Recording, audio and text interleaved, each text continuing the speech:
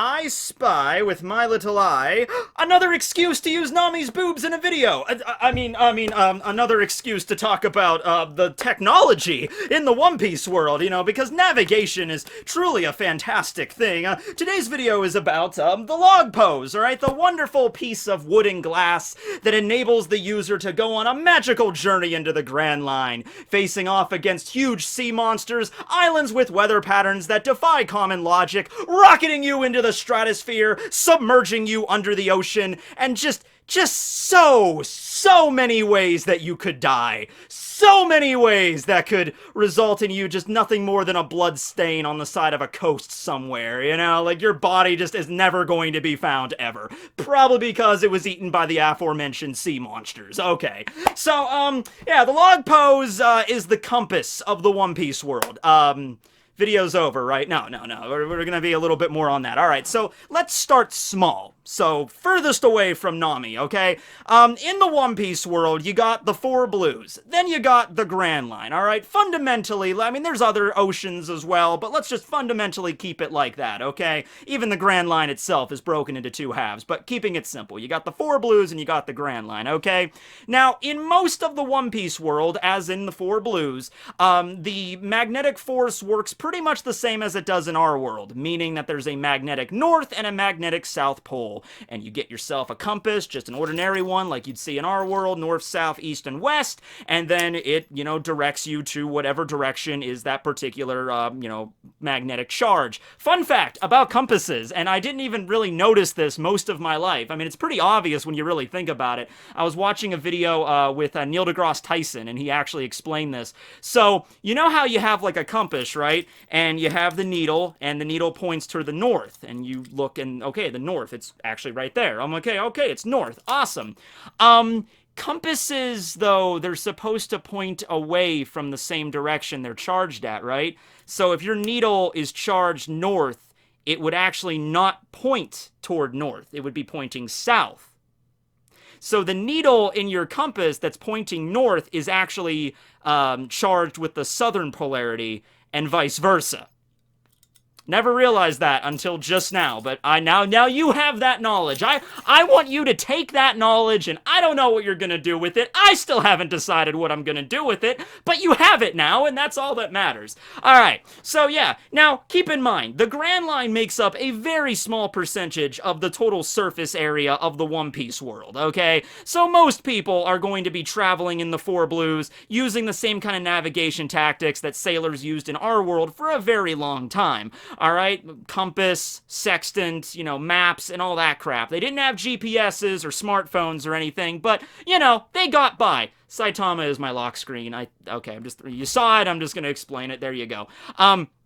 Now, in the Grand Line, though, things are a little bit more wonky, because each individual island in the Grand Line is magnetically charged. A regular compass is just going to be thrown all wackadoodle in that area, in that sea. As soon as you plop down from Reverse Mountain, an ordinary compass is completely useless. Even Nami, who is an expert navigator at this point in the series, she was a navigator for Arlong for many years, did not know about this. Actually, now that I think about it, Arlong grew up in Fishman Island, which was in the Grand Line. You'd think that he, or at least one of his crewmates, would at least know. And they sailed with Fisher Tiger in the New World. They should have at least known that, navigating in the Grand Line is different from the Four Blues. You'd think that information would have passed off to Nami in some way, shape, or form. But whatever, regardless, Nami is a good navigator. We're all aware of this. It's just that she didn't happen to know. She was kind of swept up in it. 1 minute she's in the East Blue trying to gather up as much treasure as possible to save her village, and then she meets a little rubber boy, and a swordsman, and a guy with a long nose, and a perverted cook, and then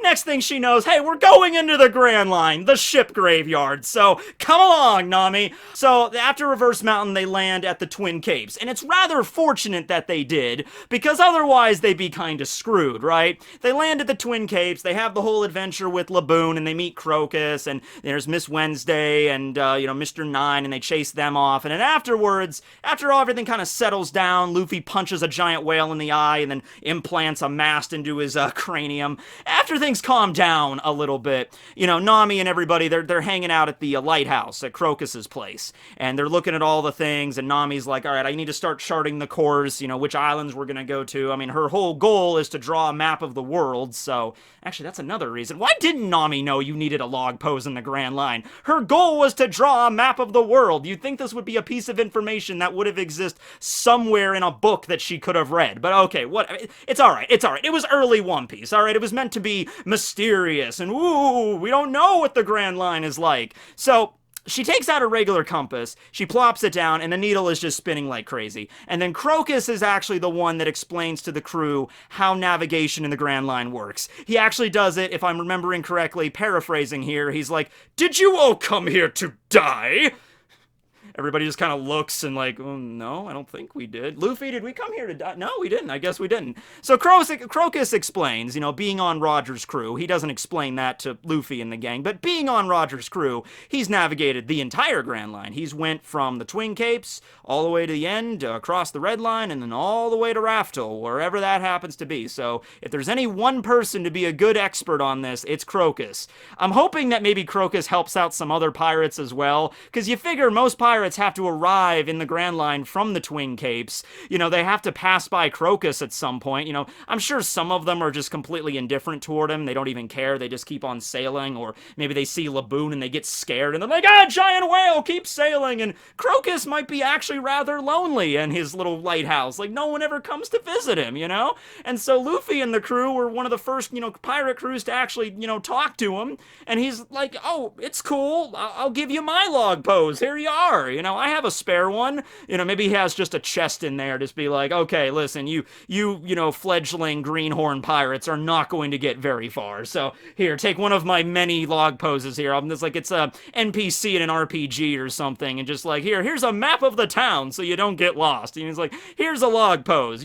If you still don't know how to navigate well, you're gonna fail miserably, but at least I'm giving you a fighting chance here. You know what I mean?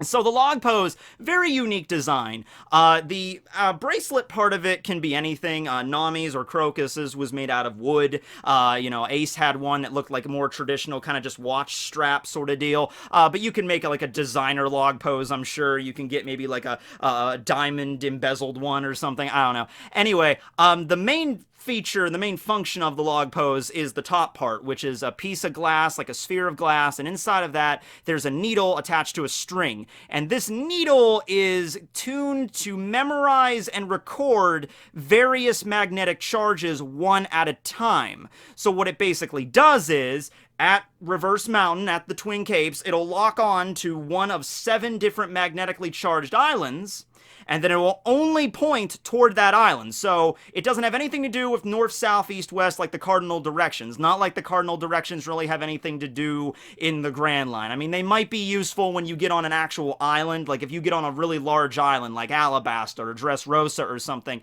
it might be useful to know, like, oh, there's a town, Alubarna on this side of the island. And I think when Vivi went to go rendezvous with the Straw Hats after the Alabasta arc, she's like, meet me on the eastern coast. So you're still going to need the cardinal directions. I don't actually know how they were going to determine that while they're on the islands themselves.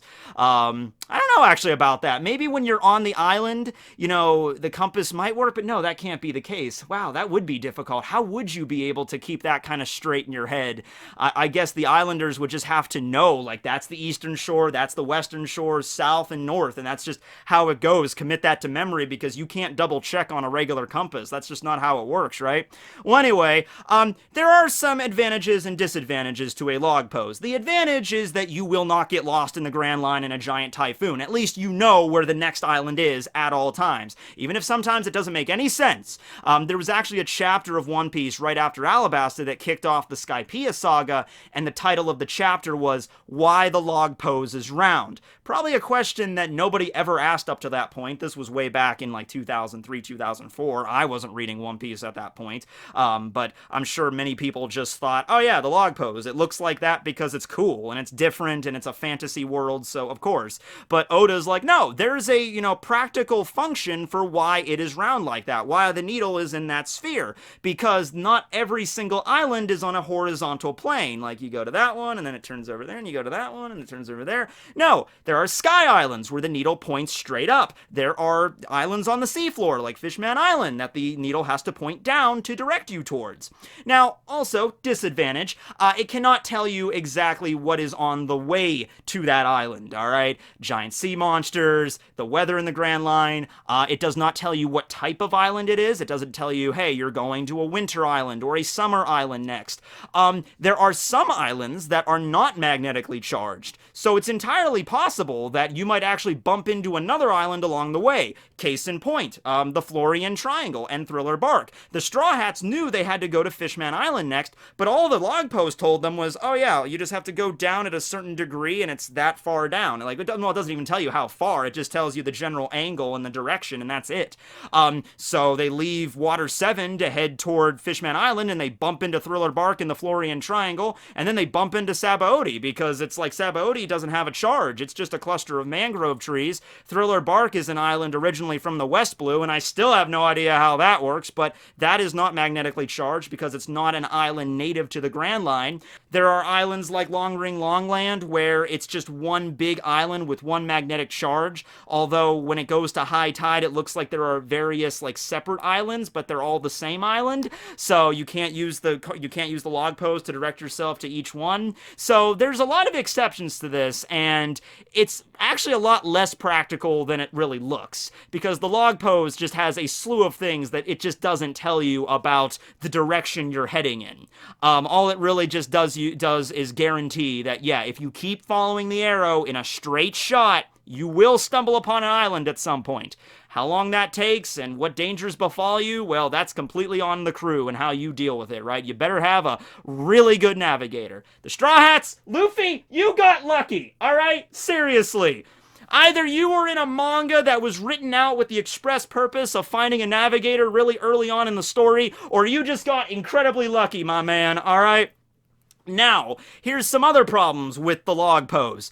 When you land on an island that, it points to, it logs that magnetic charge. Log pose. In the 4Kids dub, it was the Grand Compass, which, that's a good translation. I mean, it's not like a direct translation, but Grand Compass, Grand Line, makes sense. That's the least of our concerns about the 4Kids dub to get upset by. Although, the story about how the Straw Hats got the Grand Compass in the 4Kids dub, that's something else. I'll get back to that in a second. I don't want to forget this point. Alright, so it can only log one island at a time, right? Because there's only one needle. So, when they land on an island, obviously, the needle is pointing at said island, so the needle will then, by some means, just acclimate to that magnetic charge, to the point where the arrow is unaffected by it anymore. Alright, and then, after a certain amount of time passes on the island, and this can vary wildly. Some islands, it only takes a day, or even a few hours. When they land on the island, the magnetic charge is logged, and then the needle resets, and then it points to the nearest magnetic charge, which would be the next island, okay? Obviously, the shorter the better in terms of the amount of time that passes, because you don't want to stay on one island for very long, especially if it's a dangerous one. Even if it's one that isn't so dangerous, it's, more reassuring to be like, okay, we stay here for 2 hours, and then it's like, okay, now we know where the next island is, so we can plan our next leg of the journey, right? However, not every single island is equal. Case in point, Little Garden, which it takes an entire year to reset the log pose. So that direction, that pathway on the first half of the Grand Line, I can't even imagine how many people died on that one. Can you imagine? Like, okay, they go to Whiskey Peak, and it's like, alright, they managed to escape the freaking bounty hunters if they managed to get out of that island. Then there's Dino Death Island coming up next, and there's giants and volcanoes and, dinosaurs chasing after you and things, and you gotta stay there for an entire year. And I know Dory and Broggy, they won't harm you. They're not worried about people landing on the island. All they're concerned about is dueling. But you gotta survive living in Jurassic Park for a straight up year before you can sail on to the next island. Oh, and also the giant goldfish, which is outside the island as well, protecting the place. Dory and Broggy mentioned, like, oh yeah, there was one guy once that just left before the log reset. Let's just see if he could do it. And, well, We don't really know what happened to that guy. He might have made it. Who knows? He's most likely dead. He's at the bottom of the ocean right now. His body has been picked clean by the fish a long time ago. So they managed to kind of skip around that by getting their hands on an eternal pose, and they managed to get their way to Alabasta. So I think this is a good time to talk about that. An eternal pose is similar to a log pose, except it doesn't reset magnetic charges for whatever reason, and it looks exactly the same as a log pose. It's just the glass sphere with the needle, except it's like kept in a permanent, like a wooden sort of case that looks like an hourglass kind of thing, and the actual name of the island that it points to is written on the eternal pose, and it will always forever lock onto that island no matter where you're at. The Marines use these a lot in their ships, obviously. Smoker, requested one of these, like, hey, I'm gonna head to Alabasta, so can you contact the nearest Marine base? I imagine every base probably has like a storeroom that has just shelf upon shelf of every, known island that they have, and they can log an eternal pose. Not really sure how you make an eternal pose. Maybe you take part of the earth of that island and you stick it in that contraption, in that little case, and because that earth is always there, it will permanently... Well, no, that's not the case, because when a log pose is on an island and the earth is all around them, it acclimates. It must be a different kind of needle for this to work. I'm sure Oda didn't intend us to go and think about it that much. Point is, the regular log pose directs you from island to island, and that's how you navigate in the Grand Line, and the eternal pose will always point to just one island, okay? So there's kind of a way you can get around that. So the Marines have a bunch of them, and the Straw Hats have used them every now and then. The Alabasta eternal pose. Nico Robin, during her first introduction right after Whiskey Peak, actually offered them an eternal pose to Nothing at All Island, which was an island right after Alabasta, which I believe is an autumn island, and she stated, oh yeah, you can use this eternal pose to skip right around Alabasta and continue on your journey if you so wish. Nico Robin was kind of giving them a way out. Of course, Luffy being Luffy, he's like, oh, okay, that's nice, but you don't tell me how to have my adventure. Okay, so that's basically, I am a free man! I'll go whatever direction I want, lady. Alright, now give me back my hat. So... Alright, now that's the situation with the log pose and the eternal poses as long as you're in the first half of the Grand Line. Okay, that's great. But now we get into the New World, and the New World is even different and even more treacherous because the islands still have a magnetic charge. Sometimes, islands can just sporadically and just suddenly lose their magnetic charge, and then at that point, what do? You're, following the needle, and then like, okay, going to this island, and oh, the magnetic charge just stopped. And that could be for any number of reasons. That could be the weather on the island, that could be the weather around the island, that could be some other force that's messing with it, devil fruit powers, there's so many weird things going on in the New World, and the weather patterns are so wonky that, the explanation for this could be any number of things. But the point is, if you're sailing toward an island, magnetic charge goes away, that needle's just gonna start spinning like crazy, and then you're stranded in the middle of the New World, and at that point, you might as well just, you're done, game over, right? So, what the Minister of the Left gave Nami before they left Fishman Island was a specialized New World log pose, same exact basic design, except it has 3 spheres and 3 needles. Like, for example, right here, we can plainly see, oh, hey, check it out, subtitles! Alright, let me try it. I always fail, but I'll give it a shot. What is that? Portuguese, I think? Alright. As agluhas do log pose. As agluhas do log pose. Alright, yeah, that's close enough. Anyway, as we can see right here, the way Nami, straps it on her wrist and everything, it's pretty much the exact same bracelet as well. Not really a bracelet, more of just like a wooden kind of clasp, right? And the deal with this is that each of those needles will individually lock on to a separate island. I'm not really sure which needle knows, like, oh, that needle didn't record this island, so I'll do the next one instead. It seems more of like a computer kind of mechanical apparatus, and yet it's just not. But once again, I don't think you're supposed to think about it too much. Point is, this time you got 3 different islands locked on, so if one of them fails halfway, you could always, at least you're not dead in the water, so to speak. You can at least just go to another island. Now, there's an additional rule with this, and that's when the needle begins to kind of shake wildly at one island, it's still locked onto that island, but it just means that that magnetic field of the island is a little bit more unstable, which is usually a clear indication that that's the most most dangerous one. There is something on that island, a weather pattern or some kind of force that is changing the magnetic field sporadically. So you should probably avoid that place. And then, of course, Luffy found out about that, and he's like, oh, check it out, Nami, that one's shaking like crazy, let's go there. Turns out that island was actually Raijin Island, a place that was rather interesting, yet we never got to go to because we had that side trip to Punk Hazard instead, which wasn't even, registered on the log post. That island didn't even have a magnetic force. Might have something to do with the nuclear bomb going off there. That might have something to do with it, but anyway, yeah, I really wish we would have gotten to see Raijin Island. Smoker figured Luffy would go there because it's the most dangerous one, and of course Luffy being Luffy, right? And he wanted to go to it, but, you get sidetracked. A side quest turns into, like, what is it now, a 7-8 year long diversion from it. Maybe after Wano, they'll be like, okay, well, that was a fun side quest. All right, guys, let's loop back around to the beginning of the New World. Let's go back to that island I wanted to back at Fishman Island. And Nami's like, damn it, I thought he forgot about that. All right, whatever. Hard to starboard. Let's turn around and let's go back to Raijin Island.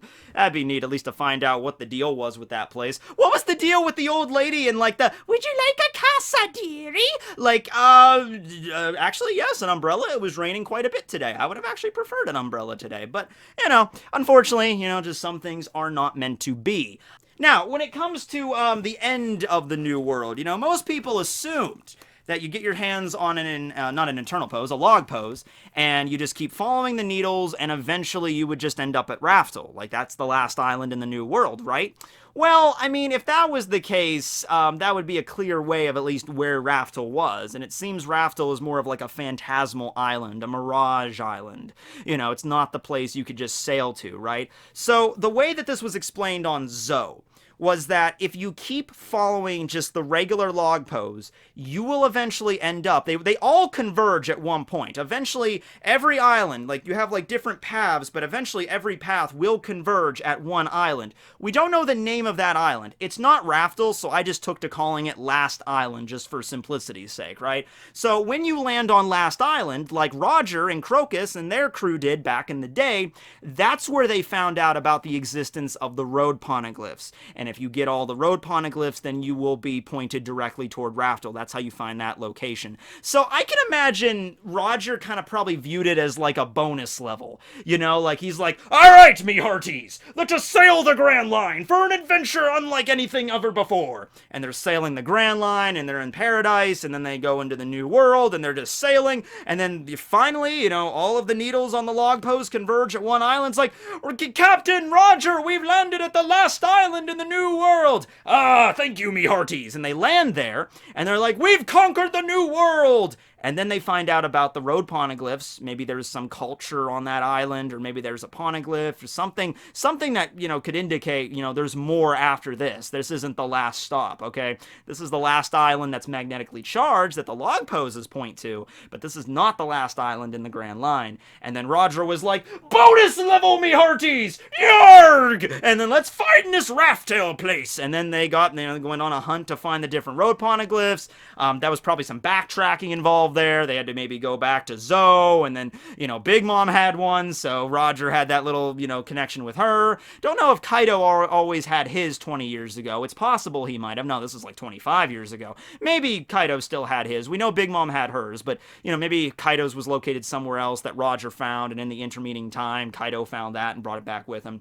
Onigashima, maybe, who knows. And then after that, following the road poneglyphs intersecting points, you go to Raftel, and then that is truly the final island in the Grand Line, right? So there's a limit to what the log pose can actually take you. But in the case when they landed on Zou, the Straw Hats, keep in mind, Zou is also an island that doesn't have a magnetic charge, partly because it's not actually an island, it's a giant elephant, actually completely because it's a giant elephant island. Nekomamushi and Inuarashi explained, oh, don't worry, you can still keep following the log pose, and it will eventually get you to that same island. It's just that that point is now redundant because that island is where you learn about the road poneglyphs, and now you're learning about the road poneglyphs from us. So, I mean, yeah, you could still go there, and I'm sure the Straw Hats are. I don't think the Straw Hats are just gonna, like, drop everything and just focus on the road poneglyphs. I mean, maybe they might, but the way it seemed to be implying, like, just keep on traveling, you're a good navigator, and you will eventually, get to the place where you need to be. Just keep on going with your head held high, and everything will be okay. And Nami was kind of blushing, like, well, oh, thank you, you're complimenting my navigation skills. That's lovely. Most people only compliment my hair. Yes, well, she does have very fabulous hair. Let's not doubt that, all right? Nami, she's got hair game, okay? So, yeah, that's about the log post. Now, I wanted to tell you, though, the story of what 4Kids decided to do with this. Okay, now, honestly, it's not bad. Like, out of all the things that 4Kids did, that was a voice crack, out of all of the things 4Kids did, this was not the worst. It was weird. I'll give you that. They had to get creative with this, but the way that they actually implemented it, not that bad. So, the 4Kids cut out, among other things, the Twin Capes arc with Laboon and Crocus. They are not in the 4Kids arc at all. How they got around that is when the Straw Hats were heading down Reverse Mountain, instead of Laboon, it was a giant iceberg that they obliterate with a cannon and then just continue on to Whiskey Peak. Don't know why they decided to skip over it, because there was only, like 2 episodes in the anime? The Laboon arc was not very long, so I guess they just wanted to hurry up to get to friggin' Whiskey Peak. And then they also skip over Little Garden. I hear the reason, don't take this as gospel, I just heard this a long time ago. The reason that they skipped arcs is because they really wanted to hurry up and get to the Drum Island arc with Chopper, because they thought that, once they get to Chopper, the merchandise will, skyrocket. But yeah, that's the reason I heard. I don't know if that's true or not, but, Chopper does, he is a marketing darling. I will give him that much. I have a Chopper alarm clock, personally. So, what did they do, though? How did they change it so that the Straw Hats could get the log pose if Crocus doesn't give it to them? Okay. So, when the Straw Hats are about to enter Reverse Mountain, Nami is explaining, okay, we're going to have to go up Reverse Mountain, but we're also going to need a Grand Compass to navigate the Grand Line. That's right. In the 4Kids dub, anyway, Nami is already aware that the log pose exists, which, as I explained, makes way more sense, that she would have read about that in a book or something, Yeah, the Grand Line is pretty dangerous, and they also say you need a very unique compass to navigate it. I understand, not a lot of people live to tell the tale, but you think, it would be written somewhere, right? Okay, fine. So that's already something 4Kids actually did better. Like, Nami is aware of its existence, okay? And so, through a series of weird events, she's like, we're going to need a Grand Compass, and then we're going to have to figure out how it works. All right, at the same time, Usopp discovers that he has, in his pants pocket, a Grand Compass. It just falls out of his pocket, like he forgot he had it. He's just like, oh yeah, I forgot! My dad gave this to Mom to give to me! I've had it all my life, but I just forgot. I just thought it was a fancy wristwatch, or whatever. Now, that doesn't... It's not horrible. Basically the only problem with that is Yasopp expecting his son to be a pirate. He doesn't know that. Yasopp left Syrup Village when Usopp was I don't know. I don't think he was a baby, but he was pretty young. He was I don't know. Actually, he might have been a baby, honestly, because Shanks's crew, I don't know how long ago that was. That was, well, no, I think, wait. Whoa. I think I got my timelines crossed up. Okay, hold on a second. Usopp is 19 years old. He's the same age as Luffy, all right?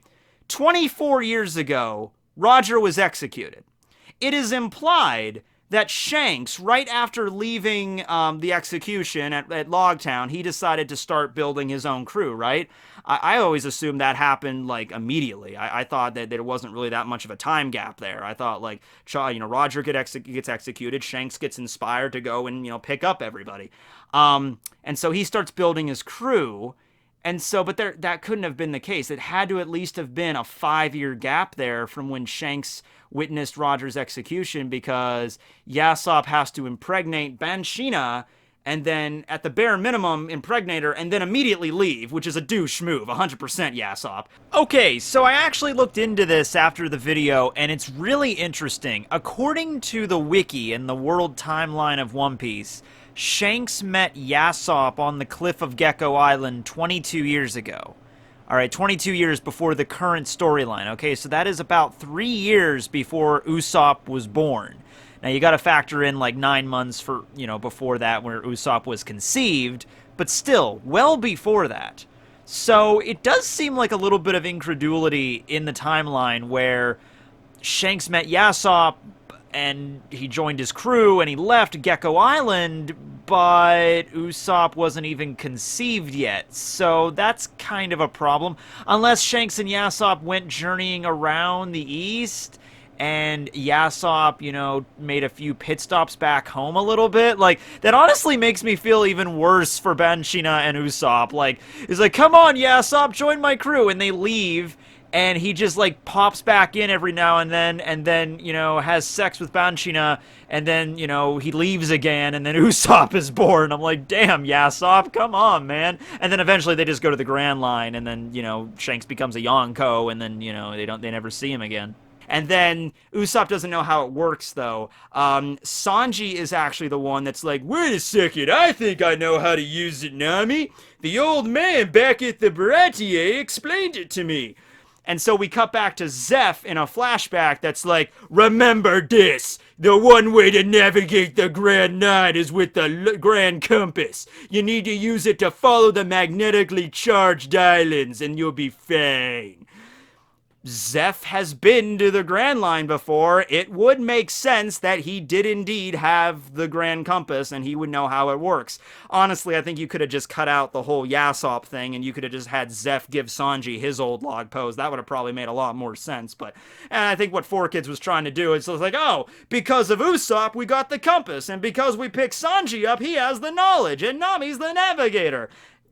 I mean, hey, there's worse things they could have done with it, Alright, well, anyway, I hope you guys enjoyed this video. Yeah, just remember, guys, just remember, at the end of the day, the log pose is a very big, very important thing in the One Piece world.